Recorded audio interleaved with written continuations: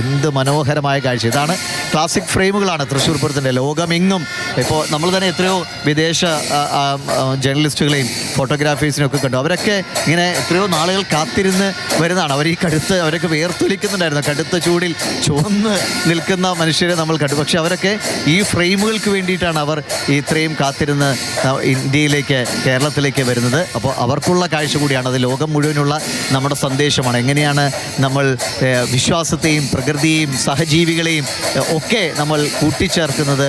ആ ഒരു ഒത്തിണക്കത്തിൻ്റെ ഏറ്റവും മനോഹരമായ കാഴ്ച. ദിവിഷ, തൃശ്ശൂരിൻ്റെ സാംസ്കാരിക പൈതൃകങ്ങൾ ഇതാ പല പല പല പൈതൃകങ്ങൾ ഇതാ ഒന്നിക്കുകയാണ്.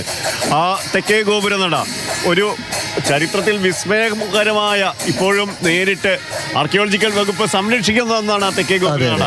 ശക്തൻ തമ്പുരാൻ നൂറ്റാണ്ടുകൾക്ക് തുടങ്ങിയ പൂരം, ആ പൂരവും ആനയുമായുള്ള തൃശ്ശൂർ പൂരം മറ്റൊരു സാംസ്കാരിക പൈതൃകമാണ്. അതിനൊക്കെ അപ്പുറത്ത് ജനങ്ങളുടെ ഈ കൂട്ടായ്മയാണ്. ഇതിൽ ഒരു മുദ്രാവാക്യങ്ങൾക്കും മാറ്റി നിർത്താനാവാത്ത, എല്ലാത്തിനെയും ചേർത്ത് പിടിക്കുന്ന, എല്ലാ മനുഷ്യരെയും ചേർത്ത് പിടിക്കുന്ന തൃശ്ശൂരിൻ്റെ ആ പൈതൃകം, അതാണ് ഈ പൂരത്തിൻ്റെ പകലിൽ പ്രകടമാകുന്നത്. ഒരു നിമിഷനേരത്തെ പറഞ്ഞ പോലെ ഒരു അതിരുമില്ല ഇവിടെ. യാതൊരു വിധത്തിലും ഒരാളെ മാറ്റി നിർത്തുന്നില്ല. ഒരാൾക്കും ഏതെങ്കിലും വിധത്തിലുള്ള കാലുഷ്യങ്ങളില്ലാതെ ചേർത്ത് പിടിക്കലിൻ്റെ ഒരു പൂരം തന്നെയാണ് തൃശ്ശൂർ പൂരത്തിൻ്റെ ഏറ്റവും പ്രത്യേകത.